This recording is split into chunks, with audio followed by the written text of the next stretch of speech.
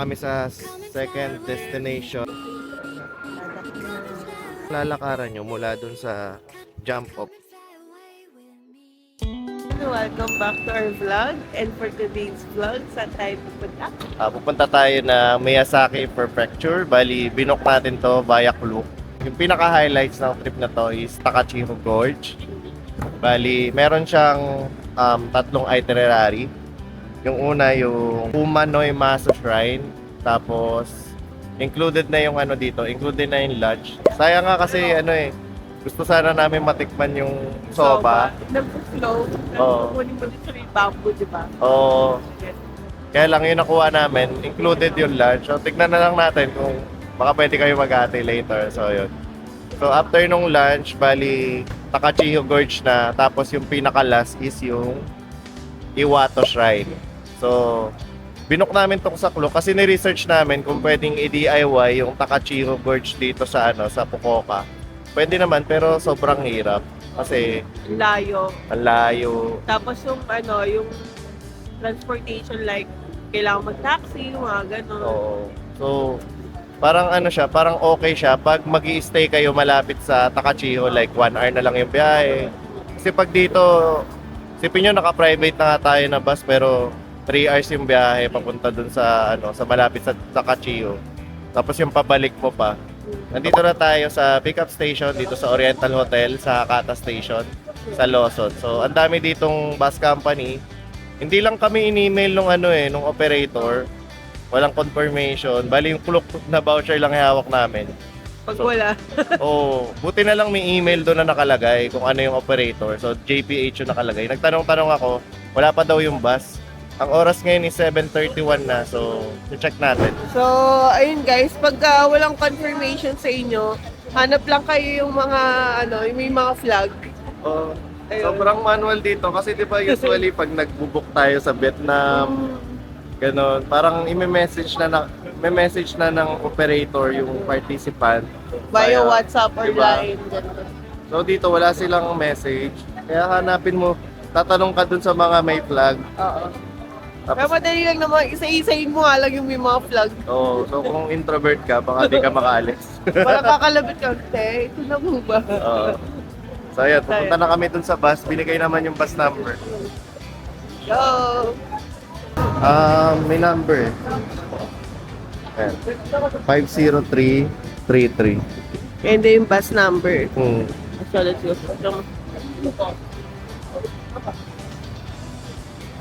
Ayan.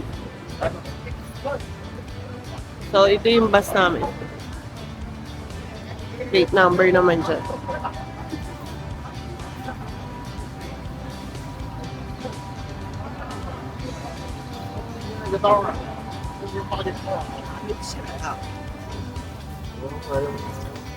Yeah.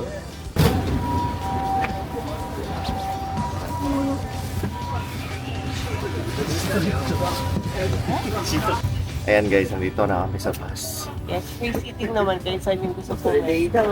Sayang nga hindi kami nakapunta dun sa harap. May mga gamit na, na-save na nila.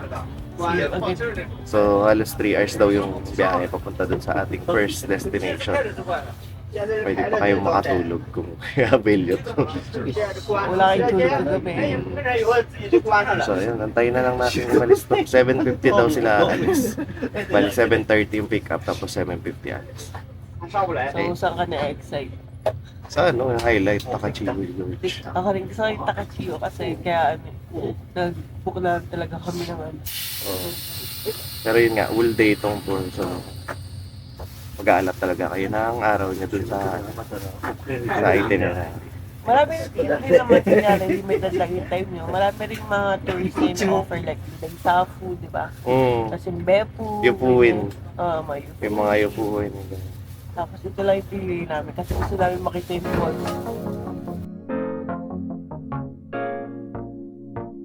もし問題あればすぐかけくださいね。 So ayan guys, after 1 hour and 30 minutes, may stopover kami dito sa Kita Kumamoto. So outside na siya ng Fukuoka Prefecture. So meron kayong 10 minutes na rest. May bilihan dun pero parang wala na rin time kung siguro kung magko-coffee kayo or ano. Pwede kayong bumili ng mabilisan. Pero yun, time lang para mag-CR, ganyan. So, okay na rin. At least merong stopover.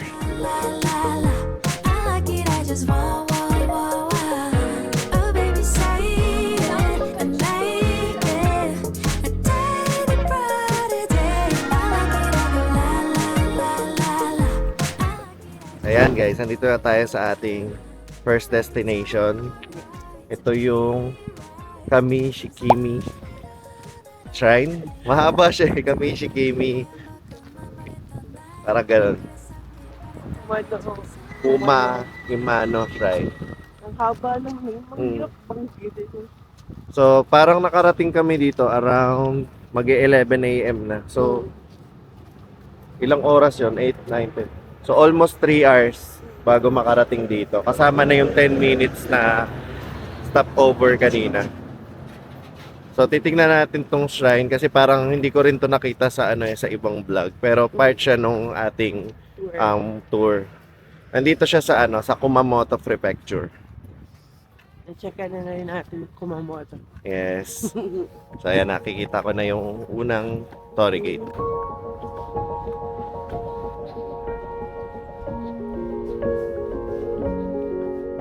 Ganda.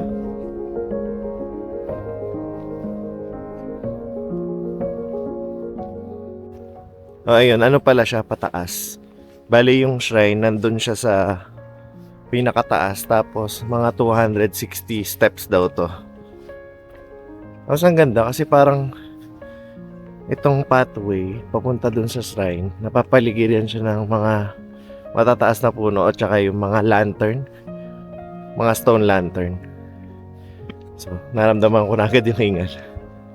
Konting akit lang, makikita nyo na itong parang purification or yung Temazuya nila. So, bawat shrine, usually may ganito. Para bago ka pumunta dun sa main hall, parang mapapurify ka muna. So, ayun, parang ang ano lang is sobrang limited on time. Nasa 40 minutes lang ata. Kaya kung senior kayo or nahihirapan umakyat, kailangan na mabilisan. So, hagdanan pa to. Mahirap. Wala pa kami sa shrine, nakakailang minutes na yan. So, kung magpipicture-picture kayo, maubos talaga yung time. So, mga cedar tree pala itong mga to. So, yung origin daw nitong shrine, parang unclear kung kailan talaga siya nagawa. Pero between 15th to 17th century. Tapos, nire-rebuild lang siya. Kasi parang nasusunog. Tapos, yung recent na rebuild niya is mga 1970 plus. Nakikita na namin yung pangalawang Torii Gate.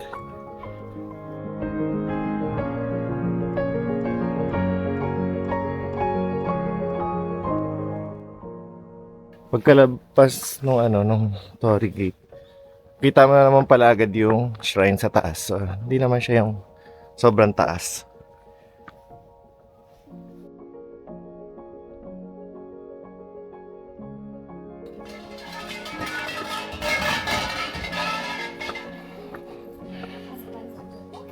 So, ito na guys yung worship hall. Yan, usually, dito nyo gagawin yung pag-ring ng bell, pag-bow, and pag-clap. To get yung kami or deity's attention. Ring the bell.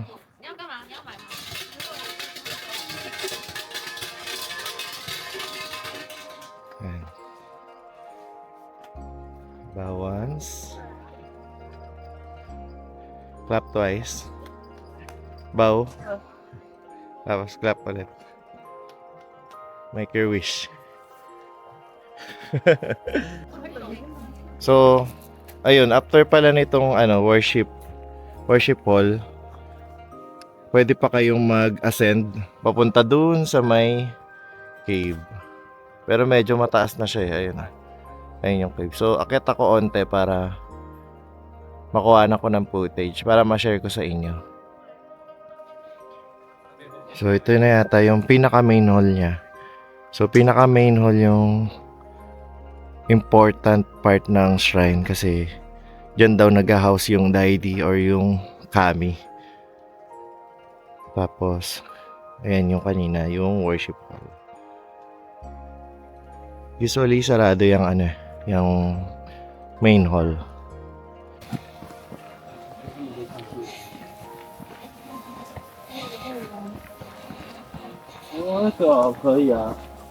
Guys, di na ako pupunta dun sa taas pero ayan yung Igoto Iwa Cave. Nasa taas siya ng shrine.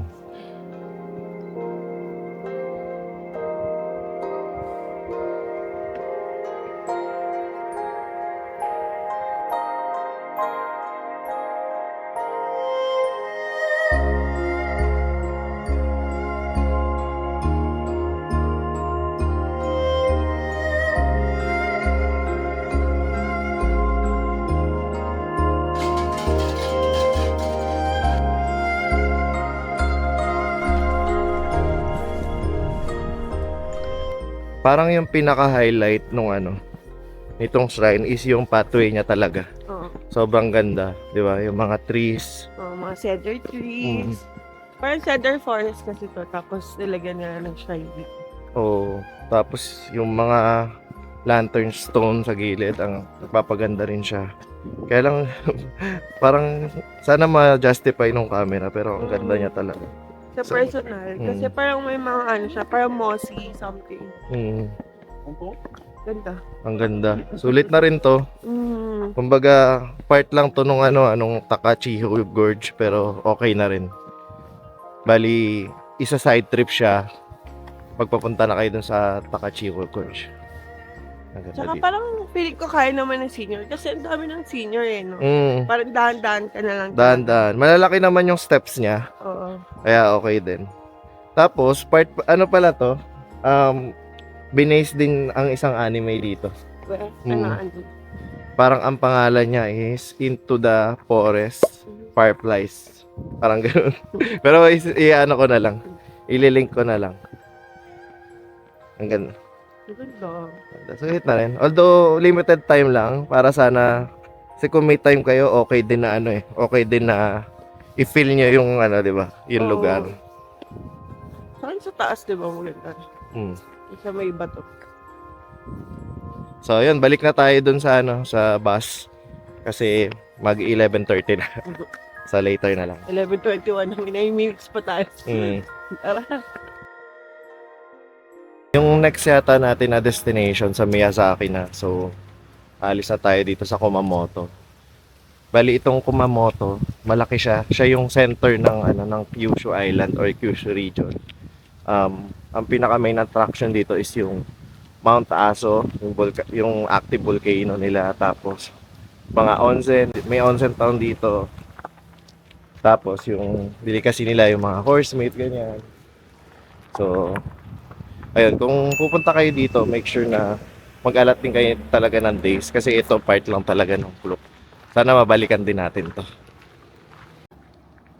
Kung may plan kayo mag-rent ng car, accessible din siya and may parking.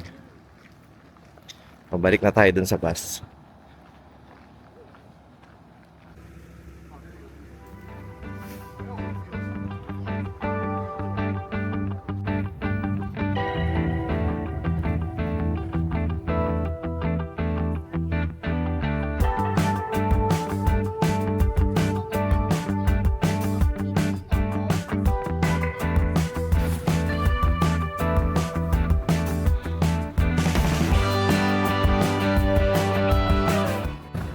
Ayan guys, andito na kami sa second destination. Wala pa. Andito na kami sa sa lunch. Bali, less than an hour. Kasama to dun sa activity. Dito pero nasa Miyazaki na siya, sa Takachiho Gorge. Ayun, parang daan na rin papuntang Takachiho Gorge walkway siya.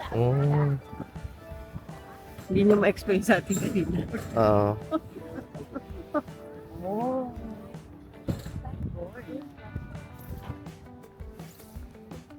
So hindi ko sure kung mauuna ba yung Takachiho Gorge na viewing or yung lunch.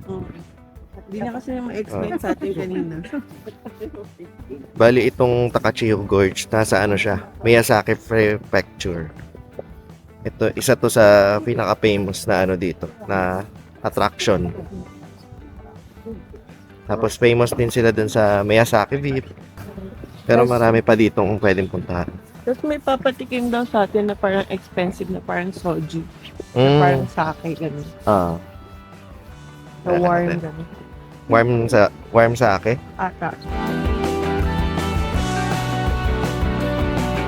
So ayan guys, so meron ditong bilihan ng rental boats pero sold out siya. Pag dito kayo mismo bibili. So I assume dapat magpa-reserve. 1,000 yen.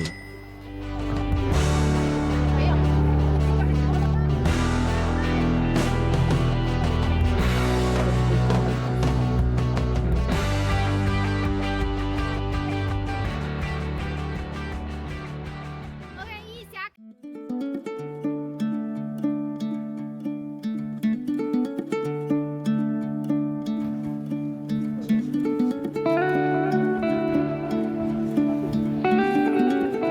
May ano lang may hiking lang. Tapos itong lalakaran nyo mula dun sa jump off. Ito na mismo yung gorge.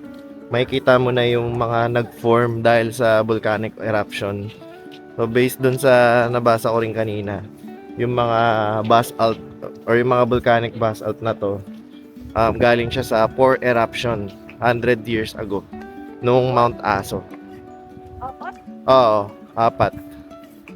So imagine ang layo na nung ano, 'di ba? Layo na nung nasa Kumamoto Prefecture pero yung etong mga ton umabot pa dito nung nag-erupt yung Mount Aso.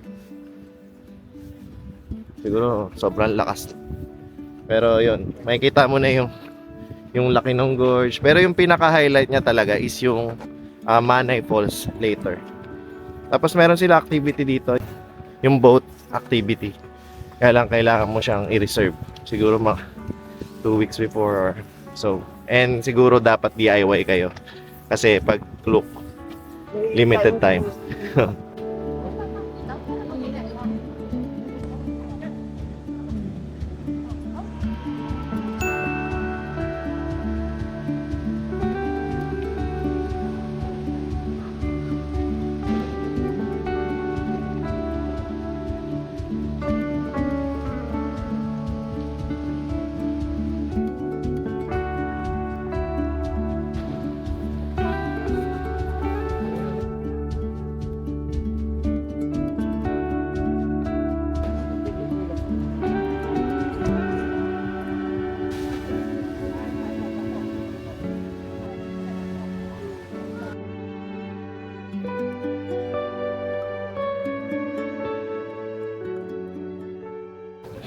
Yun yung una pala is lunch. Tapos free time na pagkatapos. Kaya lang picture kasi yung iba. Hindi kasi na-explain din sa atin, di ba? Oo, kasi na-skip kami kasi English, di ba?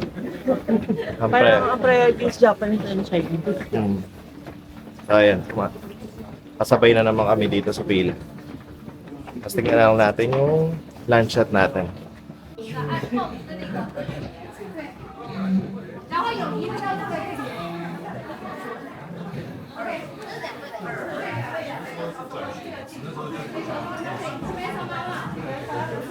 Guys, ayan yung mga food set na kasama dun sa tour.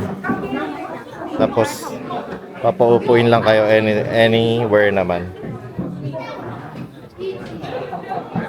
Dito kami ni Aneng sa dulo. So, ito na guys yung meal set natin. So, merong Miyazaki Vip. Tapos, merong rice. Miso soup. Ano to? Yan, mga side dish nila. Tapos yung style niya, lulutuin dito. So, sulit na rin.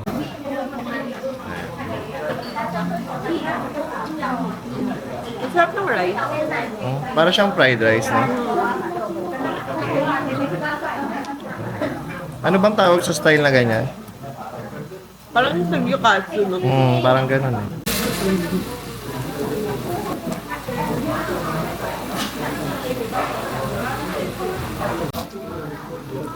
Mabilis lang pala siya maluto. Oo, saglit lang dapat.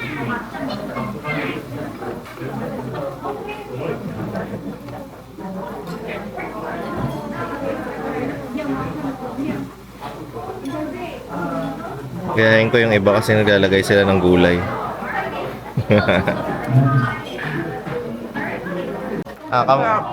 Kamusta ang Miyazaki beef? Okay. Solid. Parang nagmamat sa bibig. Try ko nga rin. Alright guys. Cheers!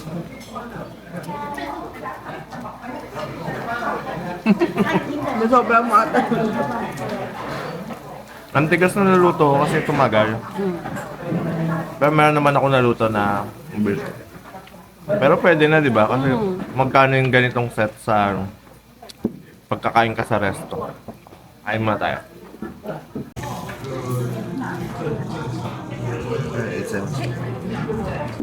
Amen. Ngayon na. Warm sake. Cheers, cheers. Or osake.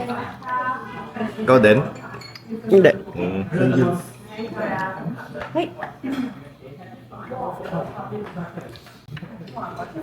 Isa pa. Malasing ako. Ano naman? Ang lasa. Parang sake. Maano? Gumuguhit. Parang ito guys yung kinain namin na set. 2,700 yen. Tapos may chicken pa nga eh. So sulit na rin. Ayan, tapos na kaming kumain. Bali, almost 1:30 na. Tapos ang free time namin dito is hanggang 2 PM. Pero nakapag-picture na naman kami kanina. Tapos, siguro, try na lang ulit namin i-improve yung mga photo or ibang angle. Pero ito yung nasa labas ng resto. Yan o, merong mga maliliit na tindahan. Bibenta sila ng donuts, ice cream. Oh, tapos yung mga vending machine. Tapos may nagbebenta rin dito ng osake or yung hot sake nila. Tapos may parang souvenir shop. Tapos doon tayo kanina galing. Andyan yung restaurant. Special sa akin po. Special sa akin, ano? Yung Sakura. Ah,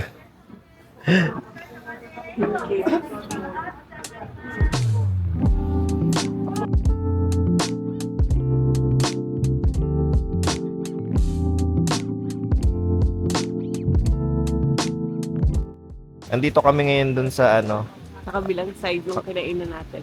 kabilang side. Bali, meron din pala dito parang park, parang tambayan. Tapos meron siyang coffee shop, meron siyang bilihan na souvenir, and merong Yung soba na noodles. Yung nagpo-flow siya, yung noodles, nagpo-flow siya dun sa may bamboo na may water. Yung water ata parang spring water siya, so malinis talaga siya. So, flowing water yon, tapos ilalagay nila yung noodles doon, tapos sasoliin. Ayun. Tsaka yun yung gusto natin kainan sana, Oo. di ba? Kaya lang, included yung lunch dun sa Klook. So, syempre sayang naman. And sulit naman yung lunch natin, kaya okay lang din. Tsaka tinignan ko kanina, 2,700 yen pala siya. So, di ba? Tapos magkano lang binayaran natin per person dito? Oh, 3,000 plus. So parang kung i-include nyo siya, parang sulit na rin kasi meron din naman kayong option na excluded yung lunch. Kaya lang yun nga, kung i-exclude nyo yung lunch, kailangan nyo rin talagang i-manage yung time nyo dito. Kasi parang nagmamadali, di ba, yung mga Klook, yung mga tour, ganyan. Saka yung sa atin naman, in case na kanyari, di ba may kasamang lunch. So, natapos tayo kumain mga 1:30, 1:20, di ba? Kung mas mabilis tayo kumain, pwede pa sana tayo humabol. Pwede. dito. So yun, kung Kasi ganito naman tayo eh. bilisan nyo lang siguro kumain para masulit nyo talaga yung time. Pero sana sakto din na walang pila dito kasi ang daming nakaabang din dito sa likod. Oo. So, ayun, bali antayin na lang natin yung oras tapos magbaban muna tayo papunta dun sa parking ng bus tapos papunta na tayo dun sa next destination. So, tara. Guys, Miyazaki ice cream muna tayo. Vanilla rin pala sa matcha powder. Okay lang naman. Yan, cheers muna. Miyazaki ice cream, porket nasa Miyazaki.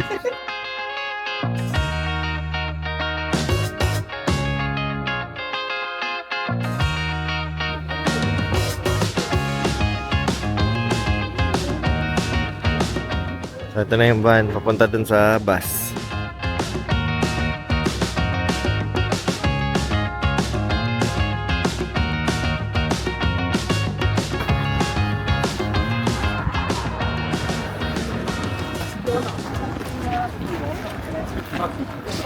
Nandito na tayo sa ating third destination dito sa Amano Iwato Jinjo Shrine. So, parang 15 minutes away from Takachiho Gorge. Ito yung final stop natin dito sa tour ng Kluk.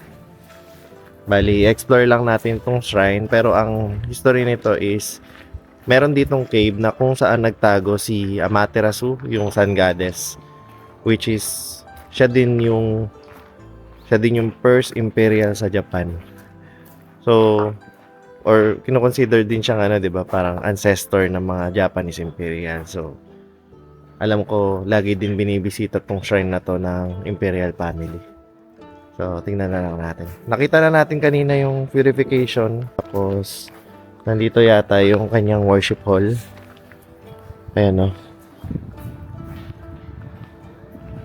Okay, yung worship hall nila. Or, ito yata yung main hall. I'm not sure. Punta na natin yung cave.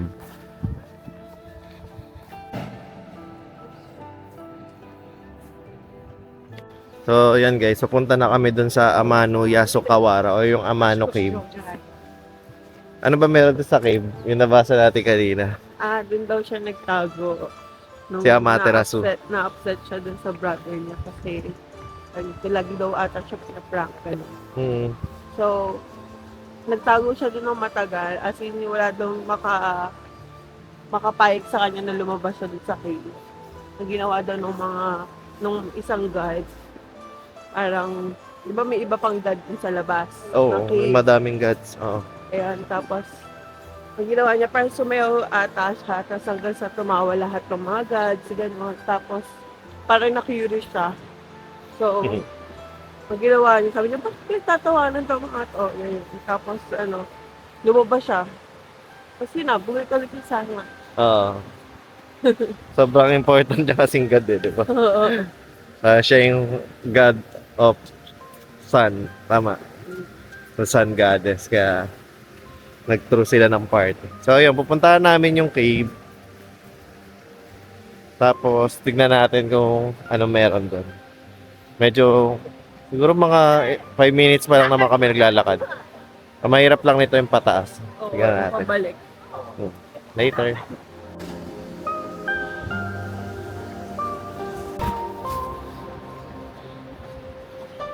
So, ito na guys yung Yasukawara. Amano Yasukawara. Kung saan nagtago si Amaterasu. Tapos tabi siya nitong parang river.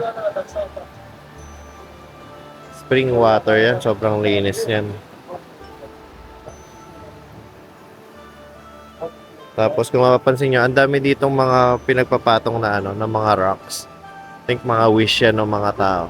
Or prayer. Or mga prayers para dun sa deity kay Amaterasu.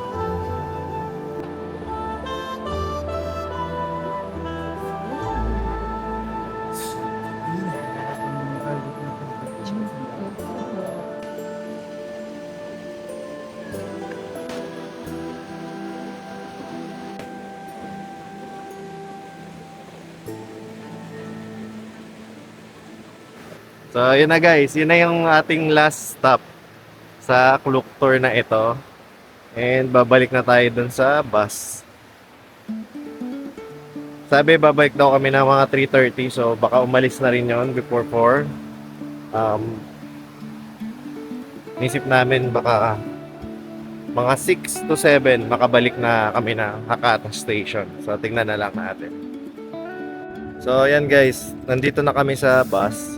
Bali sa tabi ng parking lot ng bus, merong isa pang shrine. Ito, similar siya dun sa kanina, yung kami ni Shiki. Meron din siyang pataas, tapos ang calming niya rin. So, tingin ko, hindi kami pinapunta dito kasi nga, nakapunta na kami sa similar. So, dun kami pinapunta sa Amano Iwato. Or dun sa Amano Yasakura. Dun sa may cave. Pero okay din dito. Ang calming din ang itsura niya.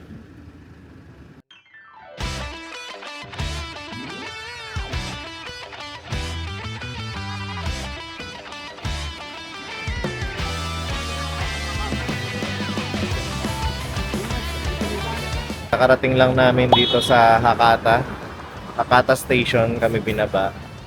Mga 6:30 na kasi na-traffic kanina. May nagbanggaan daw dun sa highway. So pupunta lang kami ng Lalaport kasi may bibilin kami and doon na rin tayo mag-dinner. Tapos discuss namin yung review sa inyo nitong tour.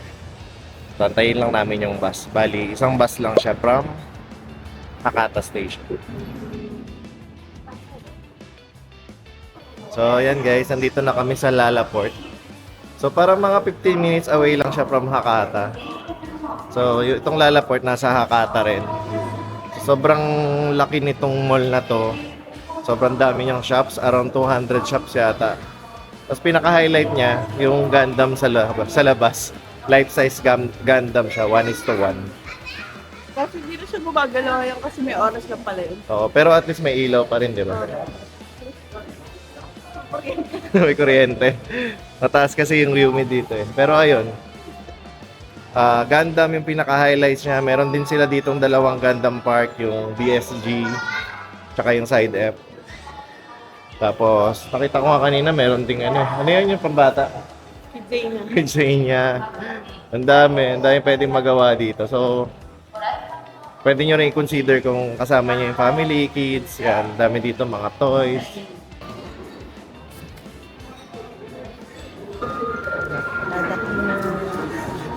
Dakimas, kain muna tayo guys. Tapos na kami kumain. So, reviewin na natin yung look tour natin for today. Umpisahan natin mula nung umaga. So, sa pick up, yun nga, di ba, parang wala silang message. Bali, kailangan yung hanapin yung operator ng look tour. Pero hindi naman kami nagka-problema kasi, yun nga, kakausapin nyo lang talaga. Or kahit yung flag lang ng mga tour guide. Kasi sa inyo pa yung mga ganun. Yung iba kasi Japanese ang name, di ba? Oo. So, talagang kakalabitin mo isa-isa. So, agahan nyo na lang kasi meron kanina sa amin, humabol sila, mga lagpas 8 AM na. Humabol sila as in sumakay pa sila nung bus. Buti nga nakahabol sila kasi lagpas na ng 8 AM. Tapos ayun, smooth naman kasi parang okay naman yung mga attraction nung napili naming tour. Ang problema lang dun sa guide, anong masasabi mo dun sa guide? Okay naman kasi 'di ba na-explain niya pero in Chinese and Japanese. Tapos pagdating sa mga English speaking, which is kaming dalawa lang. Ang kunyari, nag-explain siya sa Chinese and Japanese, tagpa 5 minutes 'yon. Tapos pagdating sa amin, parang just follow me. Parang Ganun tipid na. Kumbaga, para ang sinasabi niya lang yung route na lang yung gagawin natin. We're gonna eat, tapos just follow me, ganun lang. Tapos, syempre ako, di ba, kasi gusto ko lagi yung nakadikit sa tour guide. Tapos, nakikinig talaga ako kung anong history, ganyan. Pero ngayon wala talaga. Wala. Kanya-kanyang research, ganun. Ganun lang, sasabihin yung oras ng pagbalik, kung saan pupunta or kung follow me, gano'n. Pero wala yung about doon sa place. So parang nagre-research na lang kami ng sa amin lang. Kaya nag-share din kami kanina, 'di ba? Kasi sobrang interesting din ng mga places na pupuntahan nyo. Puno din sila ng history, ganyan. So, ayun. Ayun, yun lang yung pakit kung hindi mo malalaman yung history. Kunyari, hindi ka nag-research or ganyan, gusto mo lang makinig sana.